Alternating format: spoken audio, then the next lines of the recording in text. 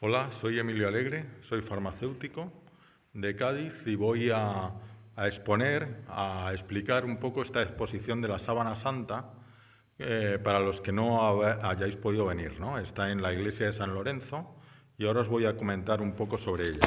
Bueno, este soy yo y voy a estar grabando hacia donde están los objetos de la exposición, que está aquí a mi alrededor, una serie de paneles explicativos que explican cuestiones históricas, científicas de la Sábana Santa y sobre todo un detalle que yo creo que se comenta poco y que me parece impresionante, ¿no?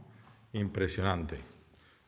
Bueno, yo creo que no voy a cortarme en lo que voy a decir ahora, ¿no? Creo que la Sábana Santa, y esto es algo que me estoy dando cuenta, es como una prueba para nuestra sociedad de hoy, para las personas de hoy, de que esto es verdad. O sea que esto que está relacionado con la pasión, muerte y resurrección de Cristo y que parece una historia increíble, pues tiene una prueba de algo que es sobrenatural y que además todo el mundo puede ver. Y todo el mundo puede ver porque hoy cualquiera puede tener una copia de esta tela, de una foto de la Sábana Santa en su móvil o en su dispositivo y ver un detalle, algunos detalles que voy a comentar. Bueno, si he exagerado en lo que he dicho, pues ahora lo veremos. Ahora lo veremos. Lo primero es cómo se formó la imagen. Este es el gran reto científico, porque es que no se sabe cómo una imagen así se puede haber formado. De hecho, a mí no me interesaba para nada la Sábana Santa. Yo me había convertido a los 30 años, estaba en una peregrinación con mi mujer, Maribel, en Lourdes, a donde fuimos a pedir niños, y vinieron después de eso, ya tenemos tres, y entonces a mí había una exposición de la Sábana Santa que no me interesaba absolutamente nada, porque yo había oído de pequeño que le habían hecho la prueba de adolescente, que le habían hecho la prueba del carbono 14 en 1988 y había fallado. Perdonad porque en los paneles pues se ve reflejada la luz, pero en este panel se habla de la prueba del carbono 14, ¿no? Entonces, el carbono 14 la dató hacia 1300, hacia el año 1300, y yo decía, bueno, pues la ciencia ha hablado, esto es falso, no hay nada más que hablar, ¿no? Pero en ese lugar, en esa peregrinación, mi mujer se fue, me dejó solo, estaba yo aburrido viendo, había una exposición por ahí que ni me interesaba de la Sábana Santa y me encontré una imagen como esta, pero no le hice ni caso. Primero pensé, bueno, la mancha de sangre, como veis ahí, está al otro lado de donde suele poner. Y entonces dije, claro, es que si se supone que esto cubrió el cuerpo, pues la mancha tiene que estar al otro lado, como una imagen especular. Y entonces empecé a mirar, claro, siendo farmacéutico, me di cuenta de una cosa tremenda, y es que ahí hay un gradiente de oscuridad y de claridad, es decir, que lo que hay es, si os fijáis en la cara, pues que las partes más protuberantes están más oscuras y las partes más hundidas están más claras. Hay como un gradiente de una proyección de la cara sobre una tela que tuviera delante, sobre esta tela, ¿no? Y la intensidad es como que es más intenso cuanto más cerca estuviera la superficie de la cara de la tela. Algo muy llamativo, se ve en la cuenca de los ojos, se ve en los pómulos, se ve en la nariz, en las cejas que están más oscuras. En fin, ¿cómo puede haber sido hecho ese gradiente en la Edad Media? Y más si nos damos cuenta que en la imagen hay dos tipos de manchas. Hay manchas como esta, esto es ampliado con una lupa de gran aumento, manchas de sangre, pues nada, típica mancha. Y hay manchas como esta, que lo que se ve, a ver si quito ahí, lo que se ve es que unas fibras están coloreadas y otras no, y eso es lo que forma la mancha, la imagen. La imagen de la cara, de todo el cuerpo, está formada por esto. Es decir, es como una quemadura superficial, aunque tampoco es una quemadura, porque si se mira por fluorescencia, no aumenta la fluorescencia como hacen las quemaduras, sino que disminuye. Pero bueno, el caso es que esa es la imagen, ¿no? De hecho, se ha hecho una proyección y se ha visto por distancia a una tela que haya por encima que lo que hay, que la imagen es tridimensional y que se puede sacar una cara así como esta, ¿no? Lo rojo sería sangre y el resto sería la imagen de la cara, ¿no? Bueno, pues muy curioso eso, ¿no? Muy curioso. Por cierto, hay que decir que la tela sería esta. La tela tiene 4 metros y da la vuelta por abajo y por encima, ¿no? O sea, 2 metros por un lado, 2 metros por el otro, ¿no? Nosotros lo que hemos hecho es esta reproducción en tela pedida al Centro Español de Sindonología, que es una impresión desde un archivo de una calidad muy buena sobre tela, pues vino con sus 4 metros, que sería más o menos como estas 2 mesas juntas, y entonces lo cortamos por la mitad y lo expusimos así, ¿no?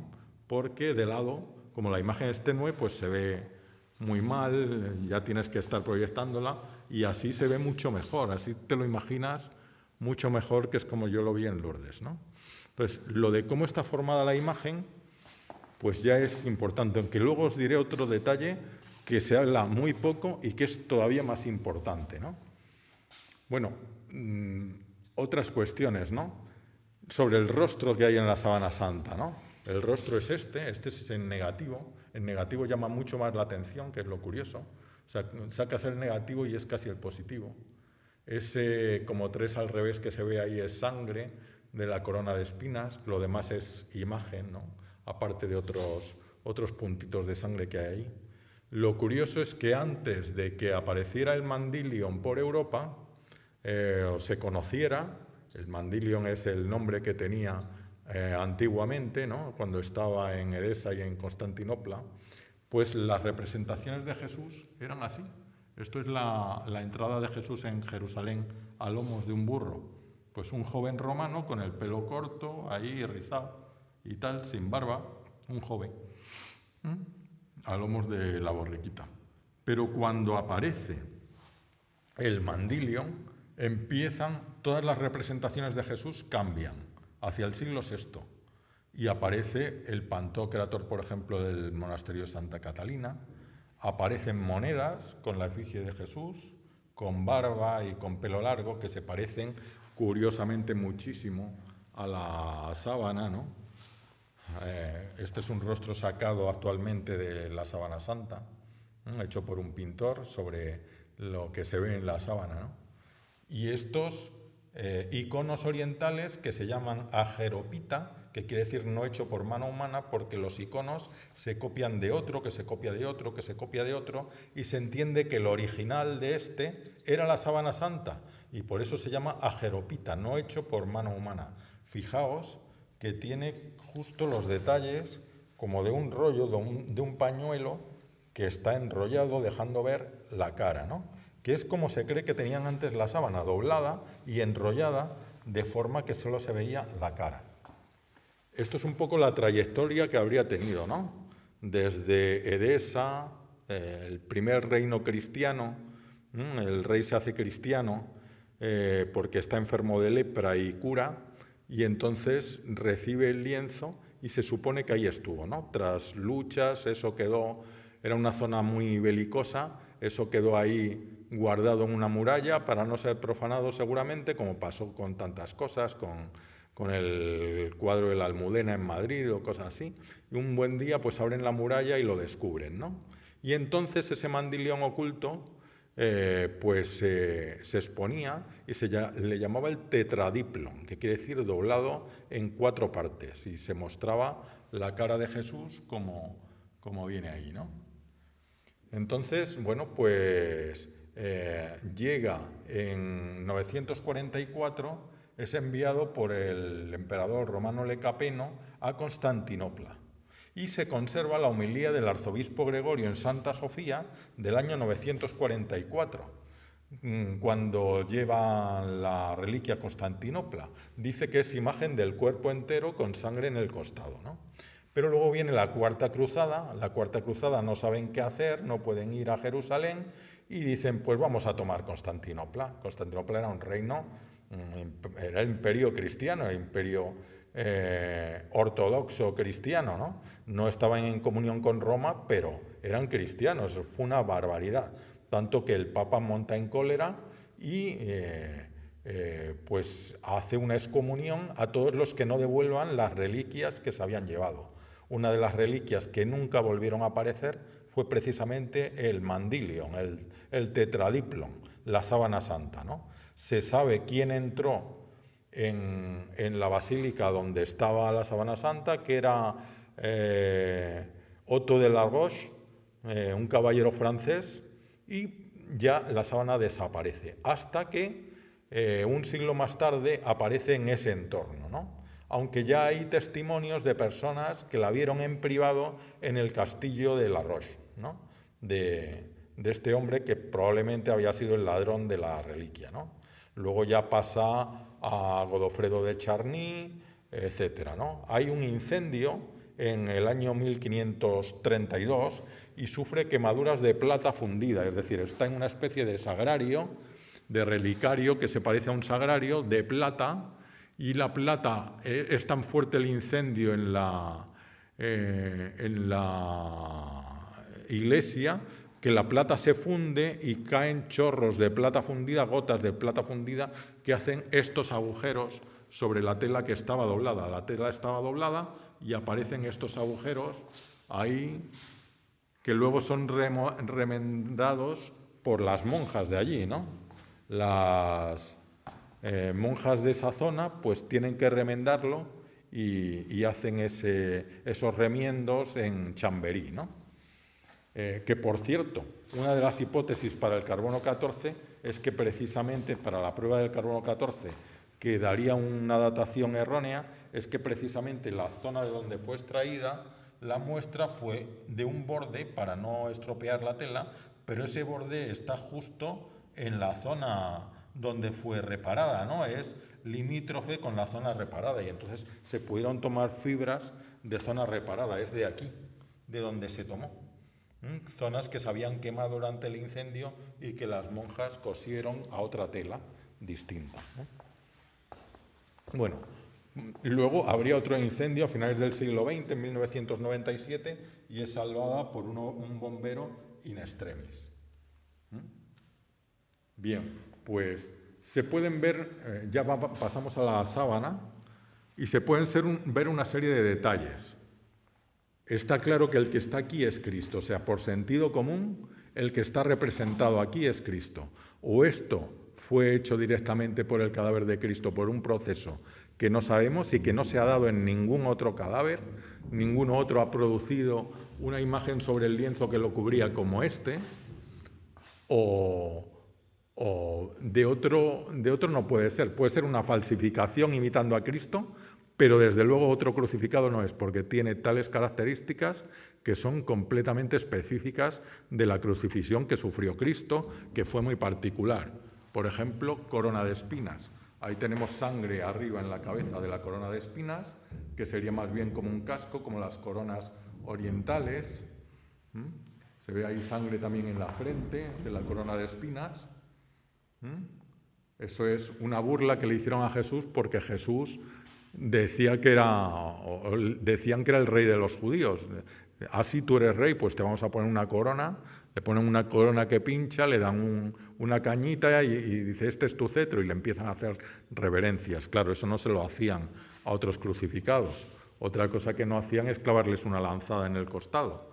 Eso lo hacen porque se acerca el Sabbat, es la víspera de la Pascua, además, y entonces tienen que irse corriendo, tienen que bajar a los crucificados, no los pueden dejar ahí en la Pascua, y entonces los tienen que matar. A los otros dos que están vivos les rompen las piernas, y a Cristo, según nos dice el Evangelio, pues cogieron una lanza y, aunque ya estaba muerto, pues se aseguran de que está muerto clavándole una lanza en el corazón que emanó sangre y agua, dice el Evangelio, que se ve también esa sangre aquí.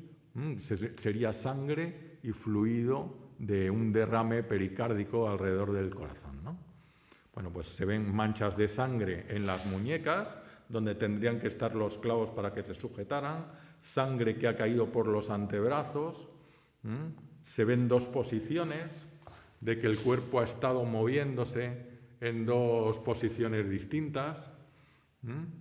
En la cruz, en el suplicio ese de ahogamiento y que se empina para tomar aire, se ve un pie que está doblado y el otro no, que está de acuerdo con la tradición de pintar a Jesús crucificado con el mismo clavo.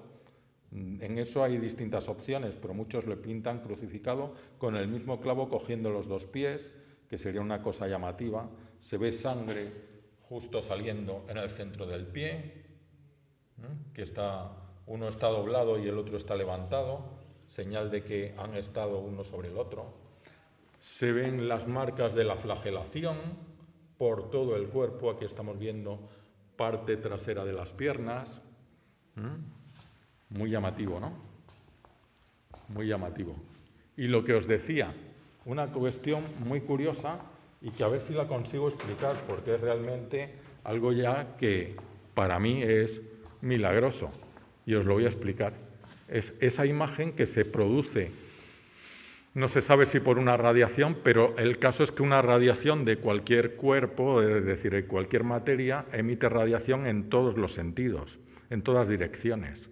Y sin embargo, la imagen que tenemos es una imagen nítida, no es una imagen difusa como la que produciría una radiación en todas las direcciones, ¿no? Y por tanto, es una imagen dirigida, es una radiación dirigida. No la imagen difusa que dejaría una radiación en todas las direcciones. De hecho, yo cuando me empecé a sorprender por la imagen, lo primero que pensé es, ¿cómo falsificaría yo esta imagen? Y pensé, pues haría el cuerpo en bronce y le pondría la sábana encima. Pero eso no funcionaría, porque las partes que estuvieran tocando el bronce se quemarían. No producirían una quemadura superficial y con ese gradiente tan fino que hay. No valdría. Y entonces, claro, segunda opción, le pongo la sábana encima, pero la pongo recta, colgada, como plana, con un lienzo, a muy poca distancia del cuerpo, para que se queme superficialmente, pero por unas partes más y por otras menos y tal, ¿no? Vale, eso podría funcionar, pero hay otra cosa que haría que no funcionase, y es que el calor, como cualquier radiación, se difunde en todas direcciones y produciría una imagen de cada punto que mancharía en todas direcciones y no se produciría esta proyección tan perfecta del cuerpo. Se produciría una dispersión mucho más difusa, mucho más indefinida. Entonces, ¿qué es esto? Pues los científicos, y cualquiera lo puede ver a simple vista, que es lo curioso, esto es una proyección directa. Es como si fuera una proyección directa de un cuerpo sobre una tela. ¿Y eso cómo puede estar allí desde hace siglos? Primero, eso es tremendo, es imposible, humanamente no se puede hacer. De hecho, humanamente es que no se puede hacer ni ahora. No se puede hacer ni ahora, como no sea con una impresión, con una impresora, ¿no? Pero claro, la impresora lo que hace es manchar, no hace eso, ¿no?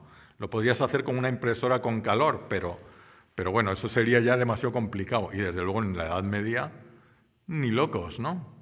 No tiene sentido. Pero además es que si está producido por una radiación, que es lo que parece, alguna radiación ha producido esa especie de quemadura, pues es una radiación dirigida. Nada en la naturaleza produce una radiación dirigida. Todo cuerpo excitado emite en todas direcciones, de forma caótica, ¿no? No de forma dirigida. Las cosas se dirigen por una voluntad. Por ejemplo, el láser sí está dirigido, pero es que precisamente lo dirigimos nosotros. Creamos un sistema de espejos para que la radiación, en este caso lumínica, salga en una dirección solamente. Y todas las demás direcciones las cortamos y las enfocamos a esa única dirección. Entonces es muy llamativo esto. Eso solo lo puede hacer una intención. Ahí está la cuestión, ¿no? Que aquí hay una imagen hecha intencionadamente. Y esa intención no puede ser humana. Es decir, nadie en la Edad Media o hace unos siglos, casi ni siquiera ahora, puede hacer esta proyección así. Entonces, es curioso que haya un reto a la ciencia de que hay algo que intencionalmente, o alguien que intencionalmente ha hecho esta imagen y que justamente ocurre con una reliquia que asociamos a la pasión, muerte y resurrección de Cristo. Es como si Dios nos estuviera diciendo, esto es mío, esto no lo podéis explicar, esto es una prueba de que esto es verdad, una prueba material, científica, ¿no? Una prueba, o sea, de algo que no podemos explicar y que justo que esté en esta reliquia me parece muy llamativo, me parece de sentido común pensar que ahí hay algo muy especial, ¿no? Que ahí hay algo muy especial. Claro, yo siempre he pensado, la verdad es que me sorprende mucho tener esto aquí delante, ¿no? Yo siempre he pensado que a la fe se llega por la propia fe, no se llega por el entendimiento, no se llega por pruebas científicas. Pero es verdad que el entendimiento también influye y el entendimiento nos puede impedir, hoy que estamos tan metidos en la técnica y tal, toda esta historia de que vino el Hijo de Dios, de que vino por nosotros, que murió en la cruz, se sometió a la muerte por nosotros para cargar nuestros pecados y resucitó al tercer día, etcétera, nos parece increíble y el entendimiento nos dificulta aceptarlo, ¿no? Pues esto es una prueba que nos dice al entendimiento, aquí estoy yo. Esto no es tan fácil de explicar. Esto es... recuerdo que en el Evangelio aparece Jesús haciendo signos para demostrar cosas espirituales, ¿no? Para poner de manifiesto que realmente Él venía de Dios. Por ejemplo, cuando le dice a uno, perdono tus pecados, y los demás piensan, ¿este qué poder tiene para perdonar los pecados? Le dice, así, pues levántate, toma tu camilla y echa a andar y vete a tu casa, para que veáis que tengo poder para perdonar pecados, es decir, demuestra que su poder viene de Dios haciendo un milagro, dando una señal, o sea, mostrando que no es cualquiera que se le ocurre decirte perdono tus pecados, que tiene un poder, ¿no? Y que ese poder tiene que venir de Dios. Pues esto es un poco lo mismo para mí, ¿eh? Es como si nos estuviera diciendo Dios, en este momento además, que podemos tener esta imagen con mejor calidad de la que lo estoy sacando yo en el móvil, ¿no? Pues aquí tenéis, aquí tenéis. Tener en cuenta que en la pasión, muerte y resurrección de Cristo yo he querido dejaros un mensaje, os he querido dejar un sello de que realmente aquí estoy actuando, ¿no? Estoy actuando y es un reto a la ciencia monumental. O sea, pensad qué otro objeto histórico hay que genere un reto así a la ciencia. O sea, no hay por ahí un sudario de Napoleón ni de Julio César, da la casualidad de que es de Cristo. Demasiada casualidad, ¿no? Bueno, esto es una imagen inspirada en la Sábana Santa, un cuadro pintado por mi mujer, ¿no? Como os decía, pues aquí se ven muchos detalles, se ve un reguero de sangre en la espalda que sale del costado. Otra cosa llamativa es que la imagen de la parte de atrás del cuerpo, si estuviera asentada sobre la tela, aplastada, los glúteos y los omóplatos pues se verían como chafados sobre la tela y no es así. Es decir, es como si el cuerpo hubiera estado flotando sobre la tela cuando emitió la imagen. Es una cosa muy, muy llamativa, ¿no? En fin, podríamos estar aquí todo el tiempo, ¿no? Os voy a comentar un par de cosas más y ya acabamos, ¿no? La lanzada de Longinos, o sea, se ve la lanzada donde realmente podría estar para darle a la aurícula derecha, aquí, ¿no? Y cómo salió sangre y agua, como dice la Escritura, ¿no? Sangre y suero. Esta ya la hemos visto. Este es este es sobre la datación del carbono 14, algunas cosas que pudieron ir mal, ¿no? Una es que es una zona limítrofe con la parte de donde se hizo el remiendo, y otra cosa es que la tela, las fibras, pues podían tener muchas impurezas más modernas de humo, de velas, etcétera, ¿no? O incluso algunos dicen que la propia radiación pudo modernizar, es decir, hacer más más rica en carbono 14 la tela, ¿no? Esto es un cuadro también de mi mujer. Abajo se ve el cáliz de Valencia, ¿no? Que dicen que es el cáliz que usó Jesús en la Santa Cena. Está recogiendo la sangre de Cristo. En Valencia tiene mucha más parafernalia alrededor, que fue añadido posterior, pero el cáliz sería así, ¿no? Un cáliz hecho de una pieza sobre una piedra tallada, ¿no? Y esto es curioso también, los estudios botánicos del polen, cómo se ha encontrado ahí polen que viene de todas las zonas por donde supuestamente ha pasado. Es decir, de la zona de Palestina, de la zona de Turquía y luego de Francia, ¿no? Hay polen de todas esas partes, ¿no? Finalmente, pues una reliquia que tenemos aquí en España es el sudario de Oviedo, ¿no?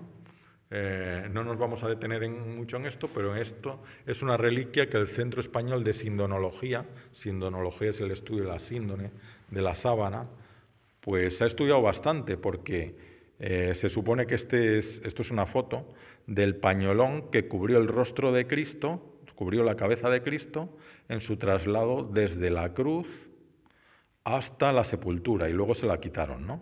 Esta no tiene imagen, no tiene esa imagen de radiación, o vamos a llamarla de radiación, pero no sabemos cómo fue, pero tiene manchas de sangre y de suero, que salió por la nariz, por la boca en el traslado, ¿no? Y como estuvo doblada, pues ahí, sobre la cabeza, pues ahí tiene esas dos marcas que pudieron salir de sangre de la nariz, ¿no? Y la sangre se ha estudiado y tiene el mismo grupo sanguíneo que la sábana santa, grupo AB positivo, no muy frecuente, bastante poco frecuente en Europa, mucho más frecuente en el pueblo judío, ¿no? Y bueno, como os decía, pues a mí me llama mucho la atención esto, ¿no? Me parece que es una prueba, que me parece que es como una señal de atención para decir, oye, que esto, aquí yo quiero dar un mensaje. Si hay una proyección ortogonal, esa proyección ortogonal denota una voluntad, denota una inteligencia, algo hecho a propósito. Y eso no lo puede haber hecho, no parece que pueda haber sido hecho por el hombre en la Edad Media. Es decir, yo sinceramente creo que eso muestra un origen sobrenatural, y que justo aparece en esta reliquia que cubrió, o que decimos que cubrió, o pensamos que pudo cubrir el cuerpo de Cristo. Y eso nos está hablando de su autenticidad, ¿no? Nos está hablando de la autenticidad del hecho, ¿no? De que realmente nos está dando una prueba, una señal, un sello de la divinidad, y de que realmente esto es verdad, ¿no? Nos está ayudando a creer. Luego viene la fe. La fe no se da por ver esto y porque uno se convenza. Ya hay un acto de voluntad en la fe, movido por la gracia, ¿no? Hay un testimonio interior del Espíritu Santo, y no hay un sentimiento como cuando algo te convence al entendimiento. Hay un paso adelante voluntario, movido por la gracia, y luego ya viene el entender, ¿no? El creo para entender y entiendo para creer mejor, que decía San Agustín, ¿no? Y bueno, pues esto es lo que os quería enseñar. Para mí es muy llamativo y me sorprende mucho que se hable tan poco de la proyección ortogonal, de que es una proyección directa, porque eso no lo produce ningún fenómeno físico conocido. Solo lo produce el láser, y el láser lo produce el hombre. Y eso no lo pudo producir en la Edad Media, ¿no? Bueno, pues muchas gracias. Y aquí os dejo con esta imagen de la sábana santa. Cristo, según decimos, oh feliz culpa que nos mereció tener tan grande Redentor, por sus heridas hemos sido curados. Y creo que esto es el sello, que la sábana santa es un poco el sello, una advertencia o un aviso a las personas de nuestro tiempo, para que creamos, ¿no? Para que en este momento de incredulidad tengamos también algo que nos ayude a creer, lo mismo que ayudaban los milagros de Jesús a creer en su procedencia divina, ¿no? Tuve la maravillosa oportunidad de ser amigo del padre Loring, que él, que era un experto de la Sábana Santa, un gran divulgador, pues nos enseñara algunas cosas cuando ya me empecé a interesar por eso, porque antes no me interesaba nada, pero creo que últimamente esto de la proyección ortogonal me ha llamado muchísimo más la atención, porque creo que es un mensaje a nuestro tiempo. Porque hoy cualquiera puede tener en su móvil esto, comprobarlo, y esta imagen, y eso no pasaba hace unos años. Entonces es algo que no hace falta que un científico escriba un artículo y sea científico para entenderlo. O sea, es algo que tú puedes ver, ¿no? Y que esa proyección está ahí y ha formado esa imagen, ¿no? Y no otra. Bueno, pues que os vaya muy bien y muchas gracias por escucharme.